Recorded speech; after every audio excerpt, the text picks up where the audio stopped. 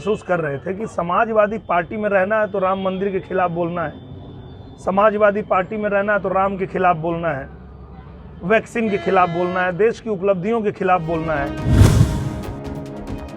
आजमगढ़ से नहीं लड़ेंगे तो वो जहां लड़ेंगे हम वहीं जाके लड़ेंगे।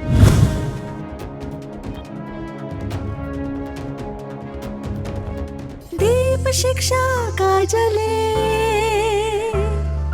हर बच्चा स्कूल चले, हो सवेरा मिटे अंधेरा, एक नया अभियान है,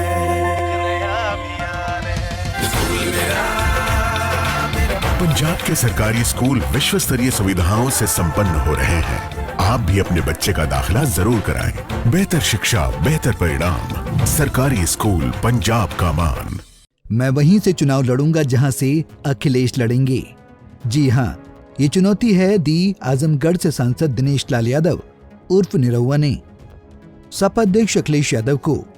दरअसल आजमगढ़ जिले में आयोजित एक निजी कार्यक्रम में पहुंचे भाजपा सांसद दिनेश लाल यादव निरहुआ ने एक बार फिर सपा के राष्ट्रीय अध्यक्ष अखिलेश यादव पर हमला बोला।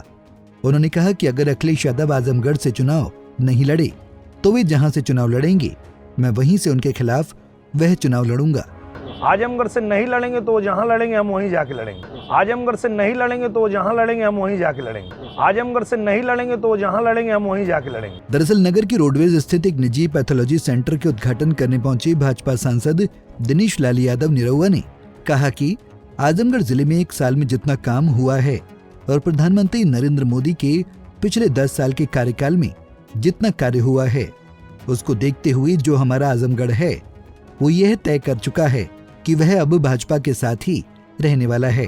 वहीं उन्होंने कहा कि आने वाले लोकसभा चुनाव में एक बार फिर देश के प्रधानमंत्री नरेंद्र मोदी ही बनने जा रहे हैं और इस बार आजमगढ़ की जनता भी सरकार के साथ रहेगी। क्रॉस वोटिंग मतलब क्या, किसके खिलाफ कर दिए? अपने खिलाफ। अपने ही खिलाफ कर दिए? पार्टी के खिलाफ। अपनी पार्टी। अरे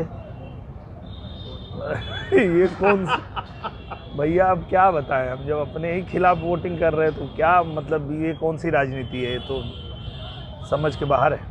अच्छा, जिस तरह से लोकसभा का चुनाव अब आ गया है, लोगों का एक दूसरे पार्टियों में आना जाना है, उसी हिसाब से आज गुड्डू जमाली ने सपा की सदस्यता ग्रहण की है। हाँ। तो क्या कहना चाहेंगे, कितना बीजेपी को फायदा मिलेगा और सपा को कितना फायदा मिलेगा, कितना नुकसान होगा?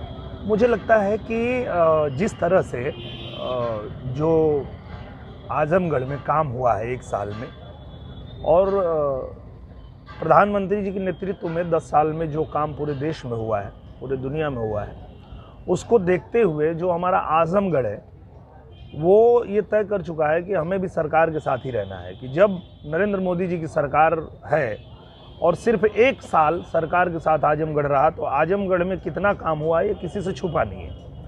तो अब आने वाले समय में भी प्रधानमंत्री जी फिर से प्रधानमंत्री बनने जा रहे हैं तो हमारा आजमगढ़ जिस तेज़ी से विकास कर रहा है वही तेज़ी बरकरार रखने के लिए आजमगढ़ भी सरकार के साथ जाएगा और भारतीय जनता पार्टी ही जीतेगी। वहीं एयरपोर्ट के सवाल पर सांसद निरहुआ ने कहा कि आजमगढ़ एयरपोर्ट का उद्घाटन प्रधानमंत्री नरेंद्र मोदी जल्द ही जिले में आकर करेंगे। समाजवादी पार्टी के विधायकों द्वारा पाला बदलने के सवाल पर उन्होंने कहा कि ये सारी लड़ाई विचारधारा की है। मुझे लगता है कि बहुत जल्दी प्रधानमंत्री जी आजमगढ़ आएंगे, क्योंकि जब हम लोगों ने आग्रह किया था तो उनका कहना यही था कि पहले हम अयोध्या करेंगे, अयोध्या के बाद आजमगढ़। तो अयोध्या का तो हो चुका है, अब अगला नंबर आजमगढ़ का है और किसी भी क्षण डेट आ सकता है प्रधानमंत्री जी का कि आजमगढ़ आकर के और उद्घाटन करें। जिस तरह से राज्यसभा चुनाव को लेके सपा के 8 विधायक जो है भाजपा में शामिल हुए, उसको लेके आप क्या लगता है आने वाले चुनाव में क्या सपा के कुछ और नेता बीजेपी में शामिल हो सकते हैं? देखिए, मुझे लगता है ये सारी जो लड़ाई है वो विचारधारा की लड़ाई है। समाजवादी पार्टी में जो लोग भी थे, जो लोग भी काम कर रहे थे, वो एक चीज़ तो महसूस कर रहे थे कि समाजवादी पार्टी में रहना है तो राम मंदिर के खिलाफ बोलना है, समाजवादी पार्टी में रहना है तो राम के खिलाफ बोलना है, वैक्सीन के खिलाफ बोलना है, देश की उपलब्धियों के खिलाफ बोलना है। मतलब मोदी जी का विरोध करते करते देश की उपलब्धियों का विरोध करना ये समाजवादी पार्टी के मैनिफेस्टो में हो चुका है। तो जो लोग भी ये चीज़ समझ रहे हैं वो छोड़ देंगे सपा को, उनको छोड़ना ही पड़ेगा। वो जानते हैं कि ये मतलब निजी स्वार्थ के लिए राजनीति करते हैं, देश के हित से इनको कुछ लेना देना नहीं है। तो मुझे लगता है कि जो भी व्यक्ति इस देश की तरक्की चाहता है, इस देश को मजबूत बनाना चाहता है, हमारे लोगों को मजबूत बनाना चाहता है, वो निश्चित रूप से वो भारतीय जनता पार्टी के साथ होगा, नरेंद्र मोदी जी के साथ होगा, योगी जी के साथ होगा। और उस पार्टी में तो नहीं रह पाएगा जिस पार्टी में रहने की वजह से ही उनको अपने ही धर्म का विरोध करना है, अपने ही भगवान का विरोध करना है। तो आत्मा तो आदमी का थोड़ा ग्लानि तो होता ही है ना। आप आज देख लीजिए कि जितने यादव हैं उन्होंने महसूस कर लिया, ये समझ लिया कि यार हम लोग जनसंघ से पहले जुड़े, यादवों की पार्टी है जनसंघ पार्टी, वही आज भारतीय जनता पार्टी है। उस भारतीय जनता पार्टी से जो फॉरवर्ड लोग जो कि पहले कांग्रेस में थे वो उसमें आ गए, तो ये हम अपनी पार्टी छोड़ के कौन सी पार्टी में गए हैं जहां हमको अपने ही धर्म का विरोध करना पड़ रहा है। तो निश्चित रूप से आने वाले दिन में आप देखेंगे समाजवादी पार्टी पूरी तरह से समाप्त पार्टी हो जाएगी और भारतीय जनता पार्टी जिस तरह से तेजी से काम कर रही है सब लोग उससे जुड़ेंगे। खैर, आजमगढ़ लोकसभा सीट को लेकर अभी ये साफ नहीं हो पाया है कि सपा यहाँ से किसको मैदान में उतारेगी। वहीं दूसरी तरफ ये भी कहा जा रहा है कि आजमगढ़ लोकसभा सीट पर बीजेपी दिनेश लाल यादव की जगह किसी दूसरे प्रत्याशी को मौका दे सकती है। Bureau report, Punjab Kesari TV.